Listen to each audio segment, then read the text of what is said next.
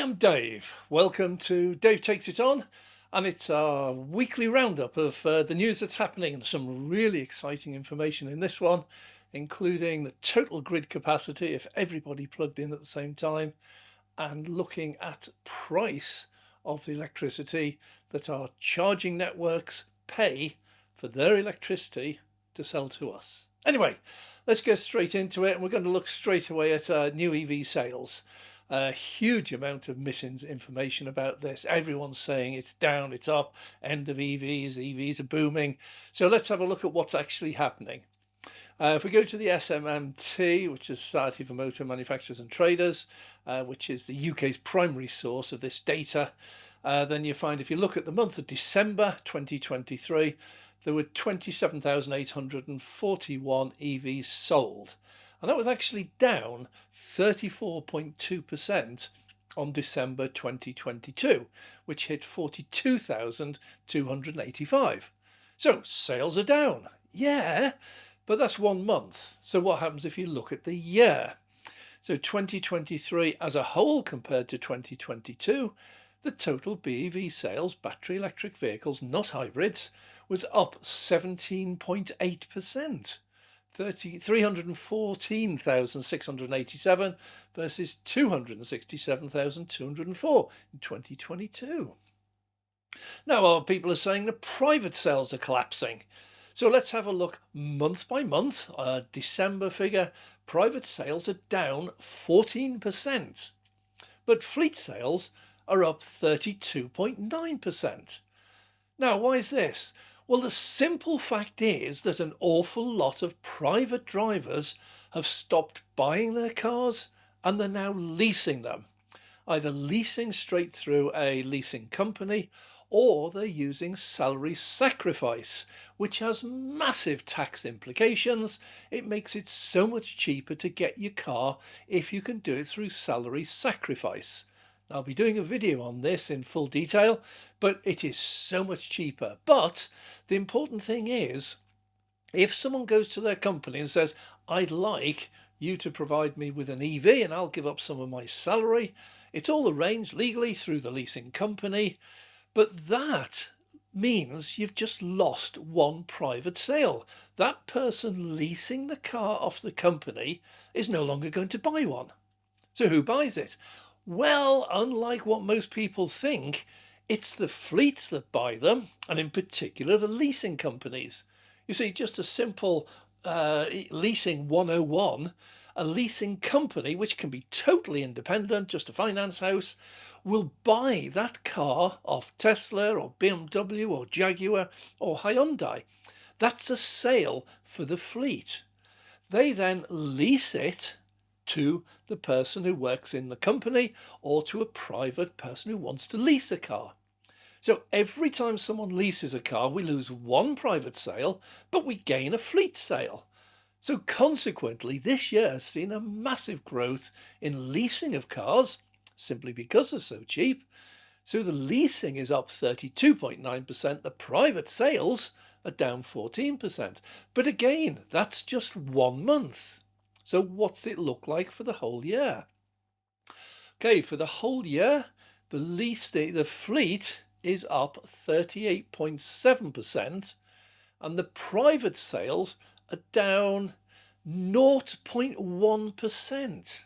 That's crazy. But the total for the year, it's up 17.9%. So where all these negative people get this EV sales are crashing, I don't know. They're just cherry picking some data totally out of context. If we look at total number of cars sold, it was 1,900,000 and a few thousand. Total EVs, 315,000. And that was 16.5% up on the year before. So in the UK, sales are up, EV sales are up, percentages are up, everything's up. So are we heading for a real boom? Unfortunately, no.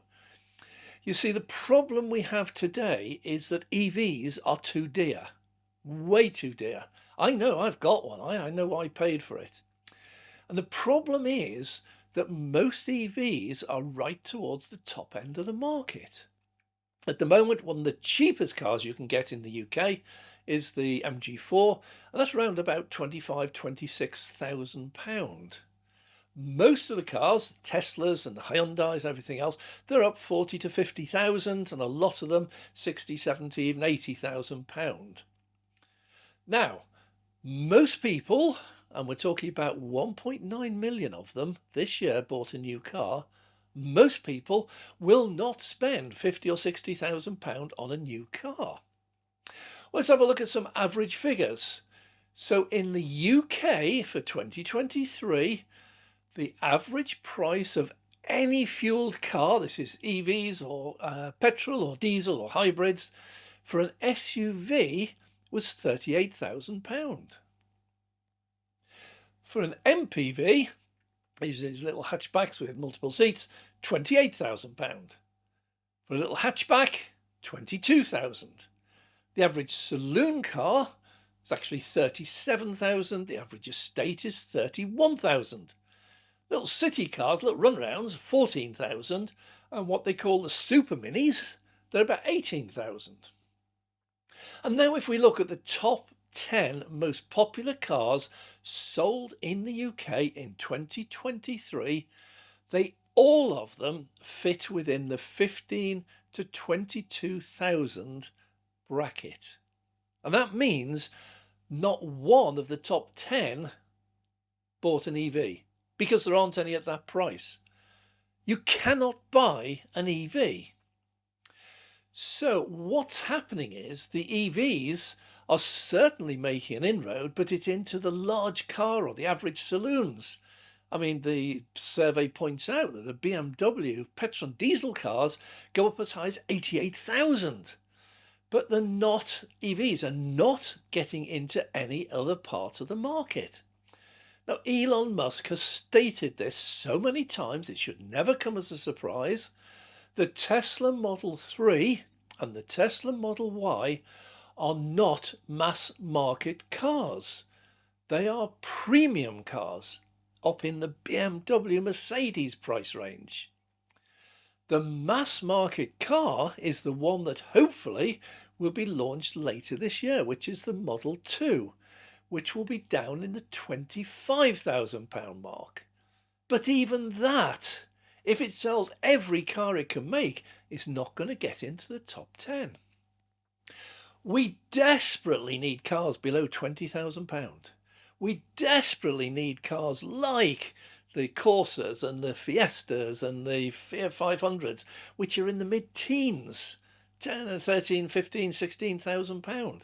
There's nothing new on the EV market you can get for that money in the UK today.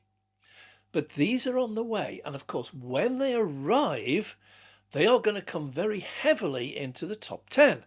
Now the reason for that is, if an EV comes in at 20,000, then they will just creep into the top 10. Remember, the 10th place car sold sold for £22,000. But more importantly, an EV is also cheaper to service. There's no servicing, cheaper to run, and it's much better financially to run an EV. So people who previously were buying a new car at about 15,000 will be very tempted to buy a new EV, even if that's 16, 18 or 20,000, if they can charge at home. Because don't forget, a petrol car at home doing 30 miles to the gallon is going to cost you about £1,600 a year in petrol. A Model 2, which will probably do about 5 miles per kilowatt hour, charged at home on off-peak electricity, could cost as little as £2 a mile or about £100 a year. It's an absolute world apart. So we are going to see the market attacked later this year. We have some of the Chinese cars arriving, and hopefully we'll have the Tesla arriving.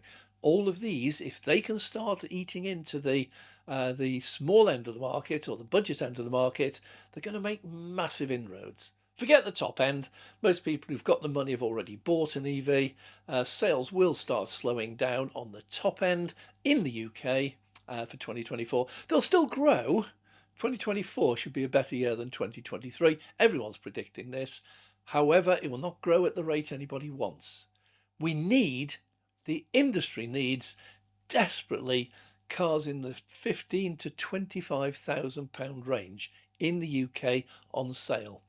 And that's what's heading this way with companies like BYD and Geely and Great Wall Motors. There's loads of them coming in and they should all be just under the 20,000 mark. Let's see what happens.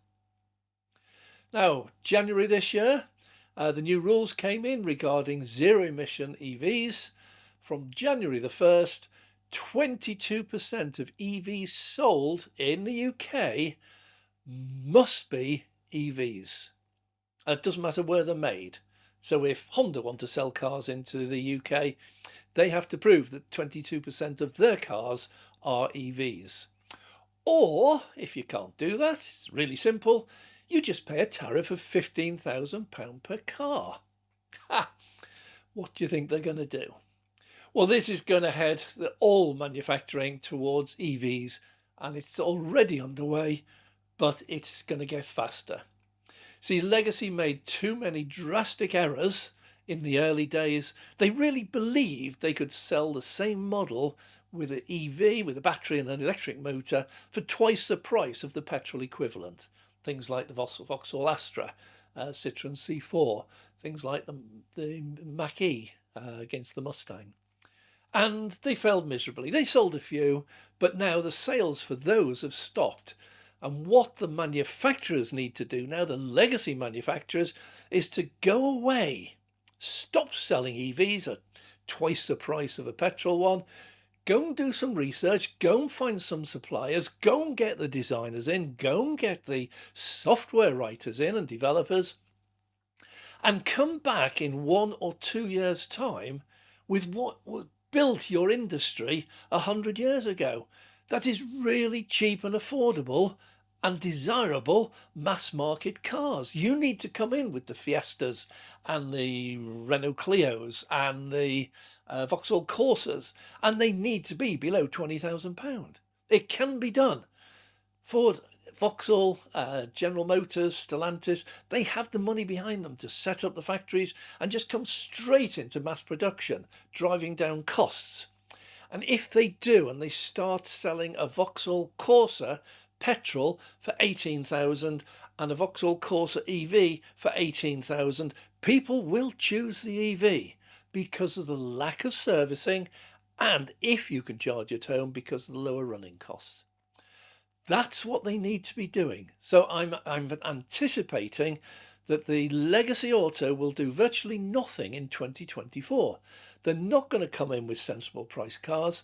Even the Renault has just announced their new Renault 5 replacement. Well, the Renault 5 was one of these mid-teens cars. It would, today, if it was new, would be selling in the 16, 18, 20,000 pound range. And they're already saying that one's going to be starting at 25 for the base model and going upwards from there. What it's actually priced at when it reaches the UK, I suspect, will be very much nearer £30,000. And £30,000 for a Renault 5 is not worth it. It's a nice car. I love the car. I have no problem with the car whatsoever. I don't have a problem with most cars. It's not the car that's wrong, it's the price. Now, the Dacia Spring is showing this. I don't know if anyone knows it, but these are made by Renault. Well, Dacia is owned by Renault. They bought the company. And these cars in Europe are selling for about, I think it's about 15 or 16,000 euros. Now, they have terrible specification. The Dacia Spring has a maximum charging rate of 34 kilowatts. 34! It's also got a very small battery in the 20k range. And the range is very low, but it's a cracking little city runaround for about £15,000 equivalent. And that is worth it. Terrible car specification, but at £15,000, it's well worth buying. Obviously, if you need to go long distance or road trips, you wouldn't buy a Dacia Spring. So what the manufacturers need to do this year and early in 2025 is to get their act together, get all the supplies in line, get everything sorted so that when you come back with a vengeance, with a real budget, desirable car that people can actually afford. And we're talking EVs, little 4-door, 5-door hatchbacks for about £15,000. That's where Ford, General Motors, Vauxhall, Stellantis, Peugeot, Renault, that's where their market is, not in the £25,000 to £30,000 range. Anyway, we'll see what happens. But this ZEV rule means that EV sales are going to get higher. 2023, it was 16.5% of all new sales. But EVs are targeted to be 6% of all the cars on the road by 2025. So by next year, 6% of every car you see on the road will be an EV. And by 2030, that will be rising to 20%. Now, for all you petrol fans out there, 20% EVs on the road by 2030. Forget what's selling. By then, EV sales will be about 100% of the yearly sales. It's just going to be ridiculous. But there's an awful lot of EVs, of ICE cars on the road today. There's 35 million of them. Nobody's asking you to scrap them. So in 6 years' time, in 2030, there'll still be a lot of those on the road. Maybe 20 million, something like that. But gradually, as they begin to fail, don't forget an average car would be scrapped at about 14 years. That's it. So by about 2040, all of those currently on the road will have been scrapped, and the only thing you can buy would be a new EV. So there's going to be quite a shift. But for the next 5 to 10 years, just buy your petrol cars if that's what you really want. Okay, used car sales. I have to say that for every sale of a new car in the UK, 5 are sold used. And the used car sales are now up 4.1% year on year. But the EV used car sales growth is 99.9%. And the sole reason for that is they're getting cheaper. There's cheaper EVs coming on the market. They're getting older, so they're getting cheaper. And there's an awful lot of ex-lease cars come to the end of their lease and they're put onto the market. Now, everybody complains when prices drop. However, if you're a first-time buyer of an EV and you've never bought a new car in your life, I never have bought a new car. I've had new cars as company cars, but I've never bought a new one myself. If you always buy used cars, the price of used cars dropping is absolutely welcome news to you. You can now go on something like Auto Trader. You can find EVs there under £10,000 at the moment. And the Model 3, if you want to buy a certified one from Tesla with a decent warranty on it, they're down about 25,000, which is a little bit more than the UK average. But go on to Auto Trader and you'll find them from 16,000. And that's bang in the middle of the average price of a used car on the road in a garage for sale today. These cars are getting cheaper. And although it's bad news for me, because every time Tesla drops the price of a new one, the price of mine drops as well, it does mean that if and when I come to change my car, the new one will be so much better and an awful lot cheaper. So swings and roundabouts. Sorry if you're losing money on your used car, but you're going to gain it back when you either lease or buy your next one. So if you are looking for your first EV, then go and have a look at EVs. You can buy a Tesla Model 3. These will be 2019 models. They didn't make them before that. And the average price for the UK is now 17.3k, and you can get Tesla Model 3s for that. But for those of you worried about the battery or the electric motors, most Teslas at that price will come with the remaining 4 years of the manufacturer's battery and drivetrain guarantee.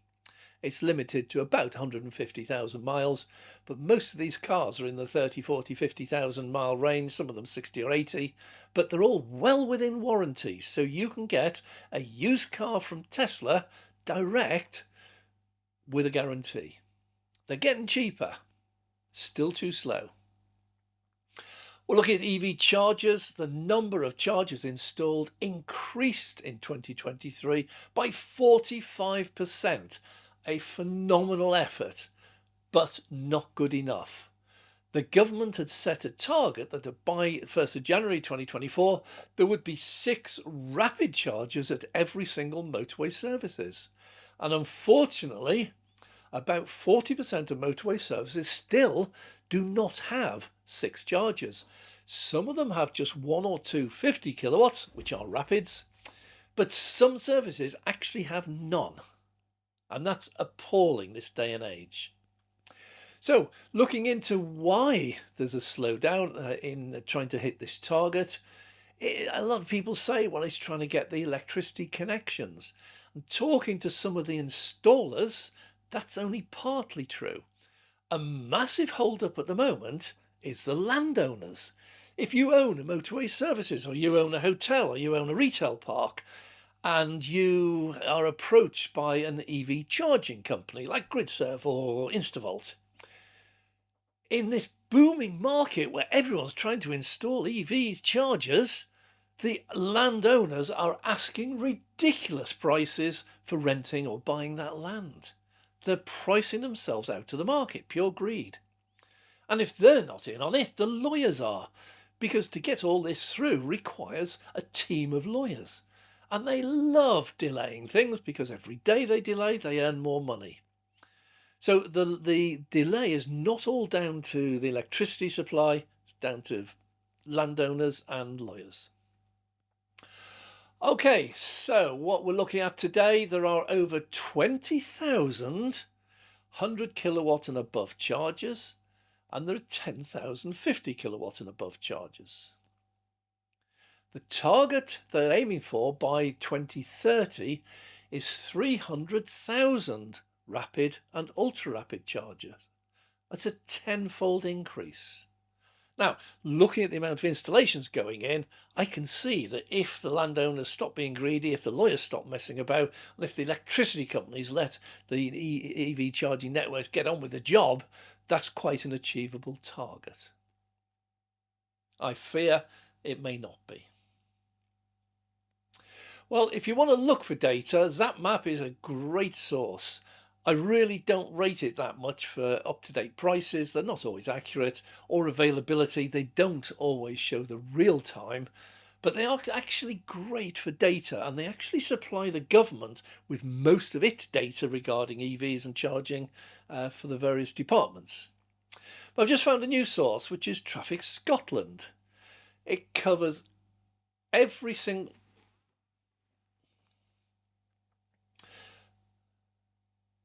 But I've just found a new source, Traffic Scotland. It covers every single public EV charger in Scotland. It shows its instant availability, and it shows, in most cases, the price charged. And I have to say, looking at some of those prices, EV charging in Scotland is a lot cheaper than in England. And this year, probably this month, I'm going to be up in Scotland finding out for myself. But my initial research shows that Scotland, it's really quite cheap to charge a car compared to England, Wales, and Northern Ireland. We're seeing a massive increase in the FUD, that's fear, uncertainty and doubt, and a hype in the media, and it's all ramping up. Well, there's an election this year. Everyone's trying to get in now, trying to sway the result of the election. The oil and the legacy companies, they're getting really worried. They think they need more time. In actual fact, they're in a dying industry, but they're clinging on desperately. You're going to see so much more hype, so much more FUD, so much more plain lies coming out in the press over the next year or so. They really believe if they can put enough pressure on the government, that the government is going to reverse its policy on EVs and EV charging and renewable energy. The oil industry and the legacy industry have no interest in green energy and renewable and targets for Paris Agreement. They just want to carry on selling petrol cars, which they've done for 100 years, and selling oil and petrol and diesel to run them. 'Tis a dying industry. They haven't yet realised they're already dead on their feet. It's just a matter of time. This is not going to stop. We only have to look at councils. They're now starting to install PV, photovoltaic solar panels, on council house roofs. Now, this takes me back to the old days. If you look back 40, 50 years, can't remember exactly when it happened, but back then we had wooden windows. All council houses had wooden windows, and the councils had teams of painters and decorators. And every couple of years they had to go round to every single house and to look at every single window. They'd have to replace any rotten ones. They'd have to strip them all back and repaint them. Well, along came UPVC. And all of a sudden, it was dearer than buying a wooden window. But once it was installed, they didn't need the painters. Guess what happened to their jobs? Yeah, okay. But the UPVC not only has no maintenance, but they also last an awful lot longer than wooden windows. PVC windows can quite happily run for 50 or more years. Wooden ones can't without massive amounts of maintenance. Well, if we look at energy needed by the council house tenants, they need energy every single day. So, if they're going to be spending it anyhow, put PV panels on the roof. It does two things. It reduces the bills paid by the council house tenants. And it can cut their bills by over 50%. But in addition to that, if the panels are producing more power than the house needs, the excess is exported into the grid and the council gets paid for supplying energy, green energy, into the grid. So this is a win-win. The council house tenants get reduced bills. The council will see a small income coming in from the panels, and these panels will go on. They come with a 25-year guarantee.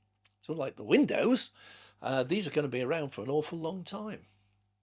Now, reduced bills, energy bills for the tenants is important because if bills kept on going up, they would be less able to pay for their rent.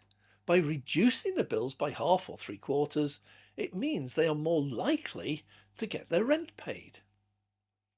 Win-win. Okay, looking out to space. SpaceX just launched a group of satellites. And there's nothing different in this. They got thousands of them up there for Starlink, which is designed to provide internet connections to anywhere in the world if you've just got a satellite dish to receive it. But this launch was different. This launch was a batch of direct-to-mobile satellites. Now, direct-to-mobile means that instead of having to have a dish to pick up the signal from Starlink, you can now pick up the signal directly on a mobile phone. So they launched these 6 days ago. Now, if you know anything about Elon, you'll know the speed he works at where possible. So within 6 days of the satellites going up, they're now sending text messages to each other.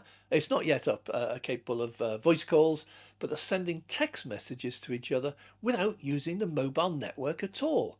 And this means that you could stand in the middle of the Sahara Desert or the Arctic with not a single mast or pylon in sight for a mobile phone signal, and you can quite happily chat to the other person. This is a major breakthrough, and Elon has already said that he will be launching his own mobile phone. I think this is the first stage of that, is get your network up, get your satellites up so that people can actually use it, and only once you've got a working network of satellites, then launch your phone. Well, we move on to AI, artificial intelligence. Some people are now differentiating to artificial general intelligence.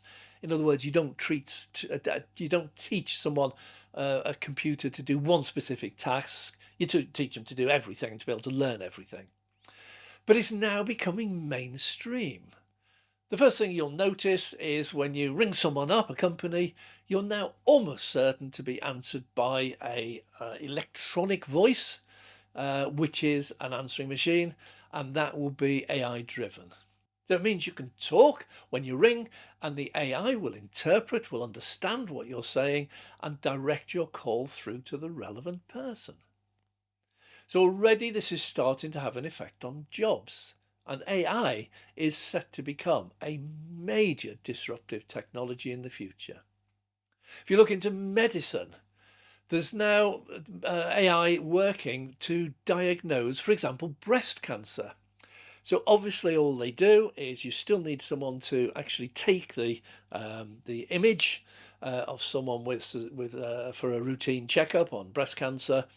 You still need to do that, but those images then are normally examined by a consultant who will look at every single one of those and look for anomalies which would indicate there may be something there that needs further investigation. Now, don't know about you, but if I was to look at a screen for 4 or 5 hours on a morning shift and then go for lunch and then look at another 3 or 4 hours in the afternoon, it is quite possible I could miss one. And it's nothing to do with sloppy work or anything, it's just human nature. However, if you give that task to AI, it can go through all of the photos in a fraction of the time, and it can highlight all of those where there is any possibility of an anomaly.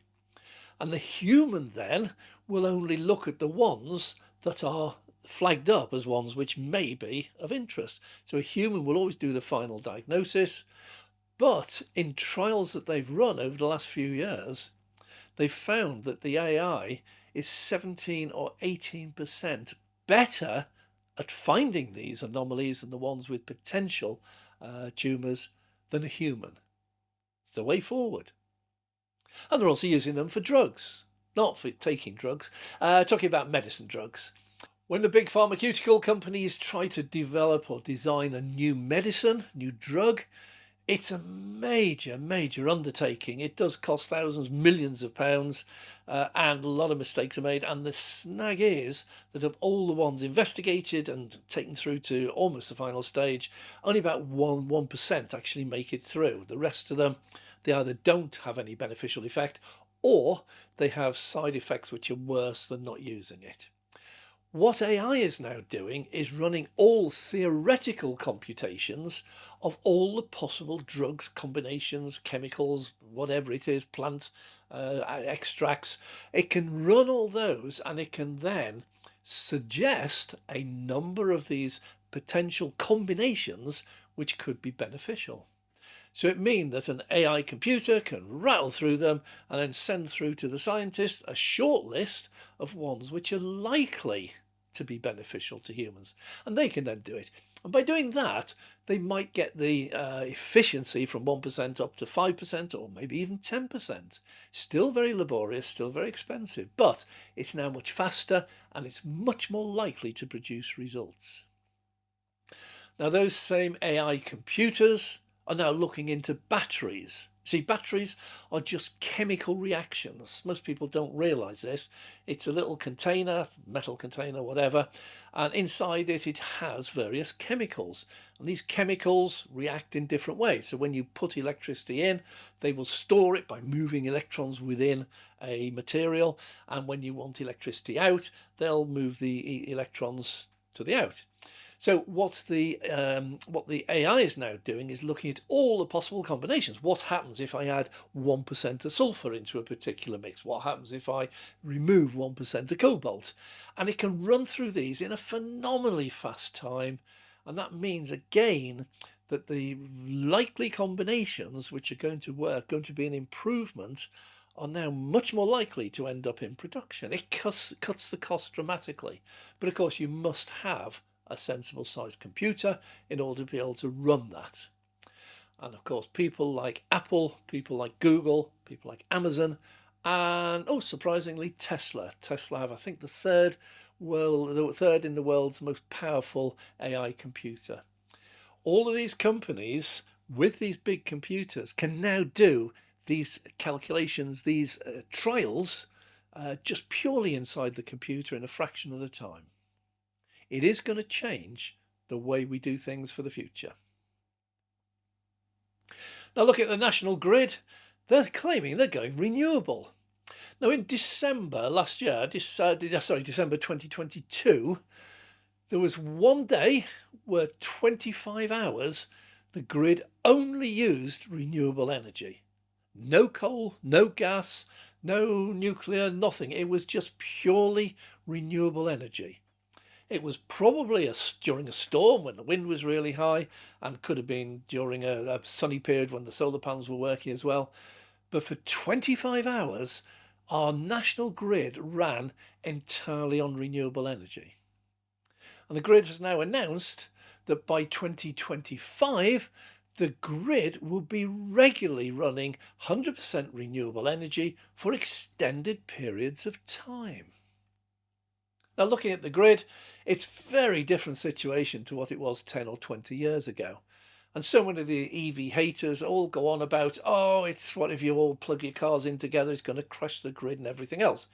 So let's get down to earth a little bit and look at some actual figures, and they might surprise you.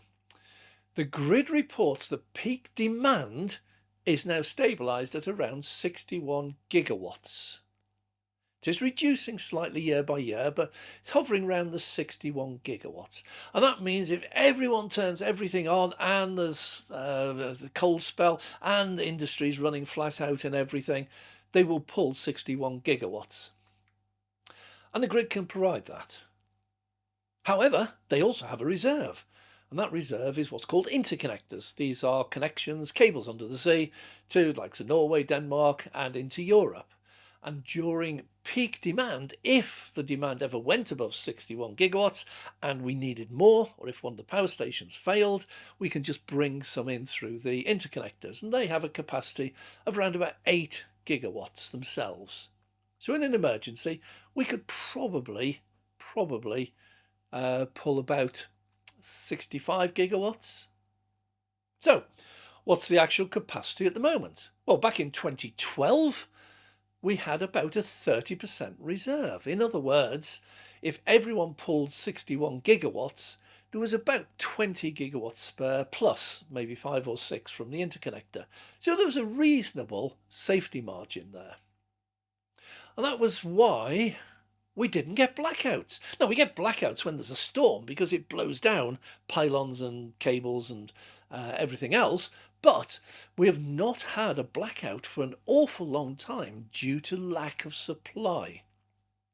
So in 2012, reserve was about 30%. Today, that reserve is 100%. In other words, if demand today suddenly went up to the maximum peak demand that we've ever had, which is 61 gigawatts, we can easily cope because we got another 60 in reserve we're not using. That includes the interconnectors. And by 2035, they're predicting they'll have 150% excess available. So looking at how it's made up, in 2012, most of the electricity was produced by fossil fuels. This is oil, gas, coal. Today, in 2024, it is mostly, again, only just, renewable. That includes offshore and onshore wind and solar PV, plus hydroelectric and a few other bits and pieces. And that gap is widening. So anyone who tells you that the grid is dirty with fossil fuels, it's heading the other way. It's heading towards a much more renewable one. So we're going to end up with some interesting calculations. I love doing these. When I do research into this, I often ask myself questions. Well, what would happen if every car in the UK plugged in tomorrow?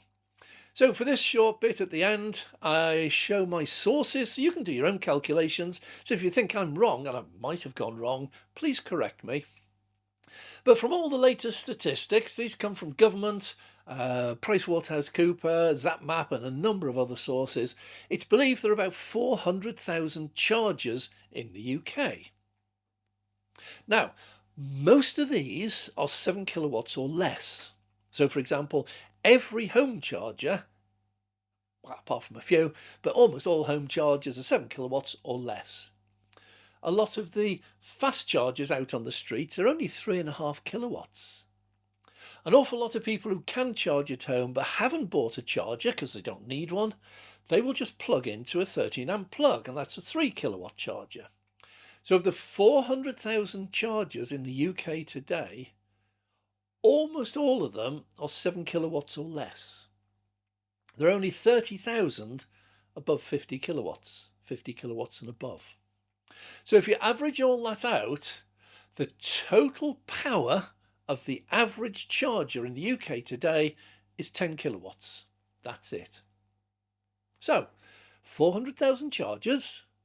If every single EV plugged in tomorrow at noon, first of all, how big would the queue be? Well, there are 400,000 chargers, there are 1.2 million EVs on the road, so there'd be 3 cars queuing for every charger.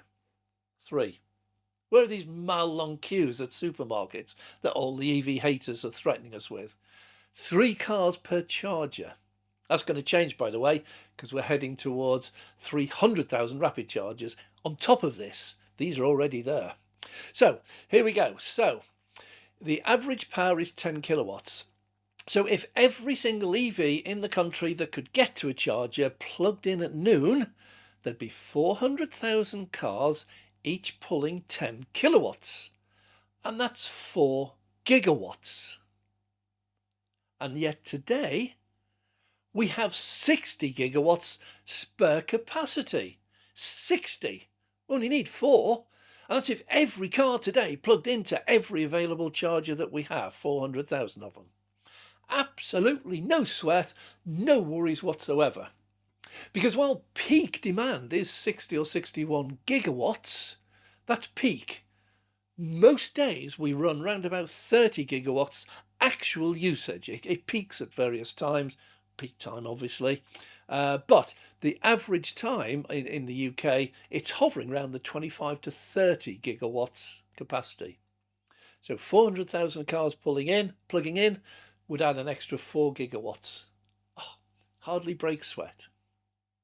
Now, if we then end up with 300,000 rapid and ultra rapid, now these are much more powerful. These average about 100 kilowatts. Now, I know some are 350, some are 250, but most cars can't take 350 or 250. Most cars have a maximum of about 100.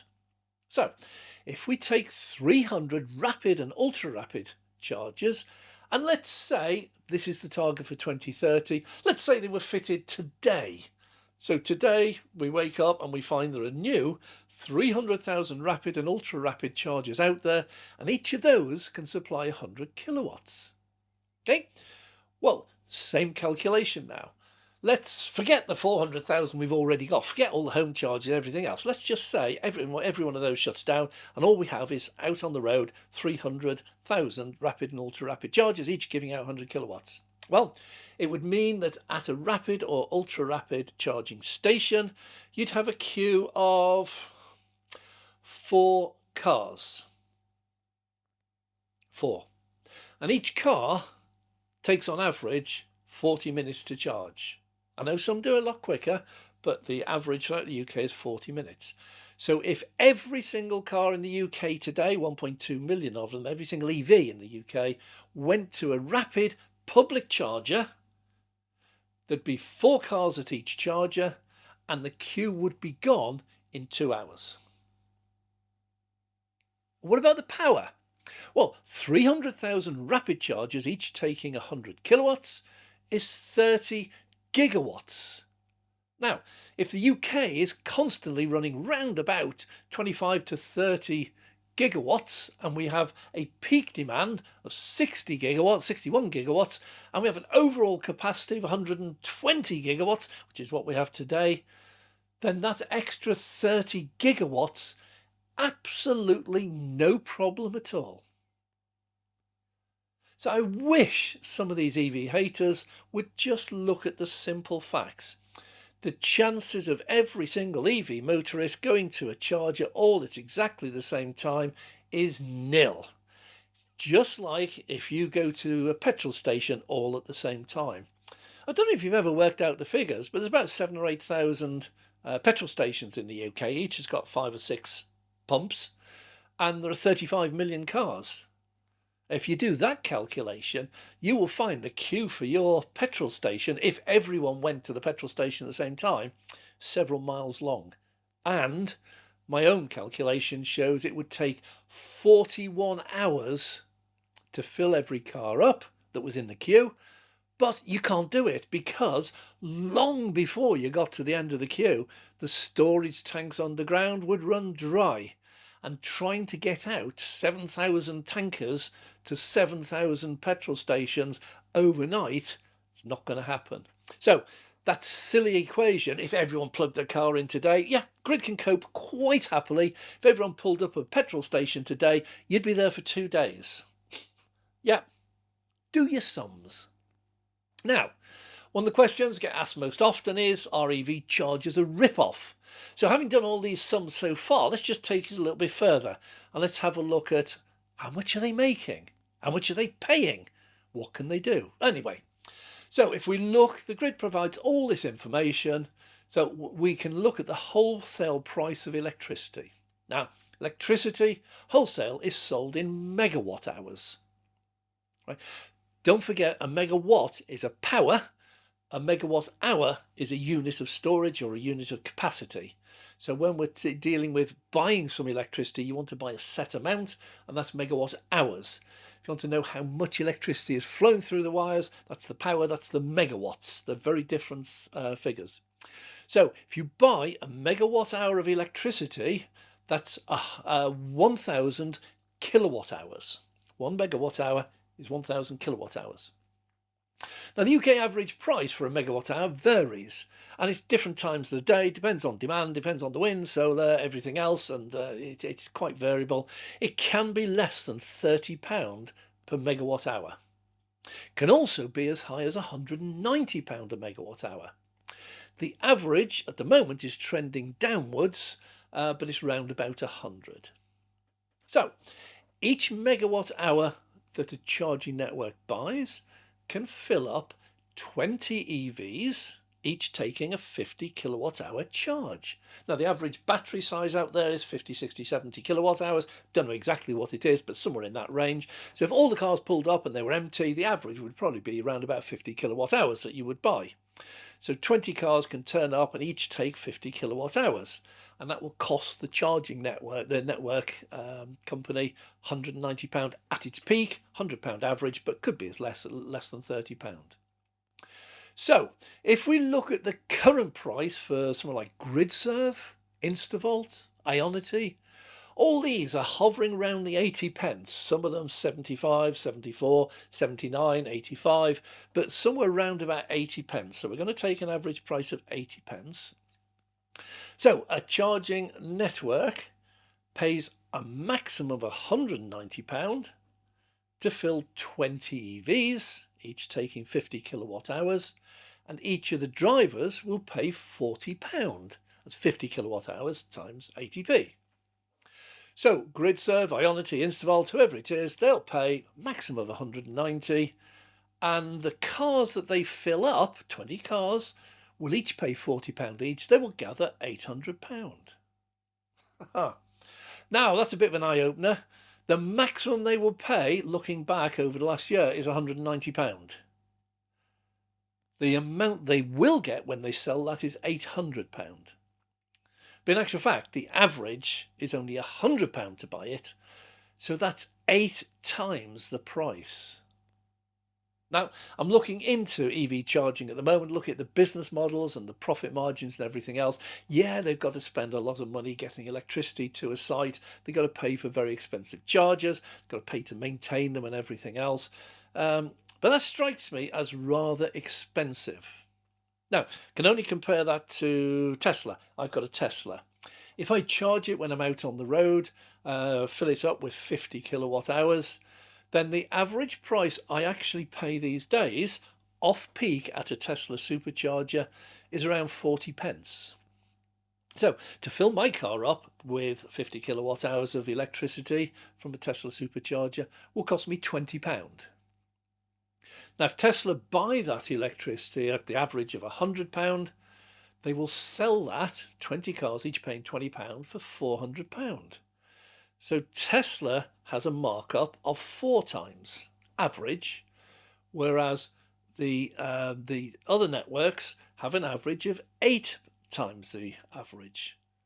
Now, if you look at off-peak, when the electricity megawatt hour is down at £30 and they're selling it for 800, wouldn't even dare work that figure out. That's an absolute total rip-off. But Tesla's the other way. You see, Tesla super off-peak, when they can buy it really cheap, down at £30, they actually charge it out at 29p. So the drivers would pay £14.50. 20 drivers, that's £290, and Tesla would have to pay about £100, probably less. Anyway, it just shows there seems to be a very large profit margin in this, and that could easily explain why everyone is seeing so many EV chargers being installed and so much investment money. We're looking at companies like Blackstone, the British consortium, who've just funded £500 million into GridServe. These are all in it for the money. You don't invest for losing money or for the goodness of the planet. You invest for a financial return. So all of the charging networks and all of the investors specialising in green funds are seeing EV charging as a real profit. And looking at buying as low as £30 and selling it for £800, that to me is, well, if I ran a business like that, I would be exceedingly happy. I don't suppose my customers would. Anyway, thanks for watching. If my maths is wrong, please let me know and send me the correct version. But it looks like we are being ripped off, and it's about time we started doing something about it. I'm Dave. Well, thanks very much for watching. If you have enjoyed this video, please click the like button. And if you'd like to see more, please subscribe and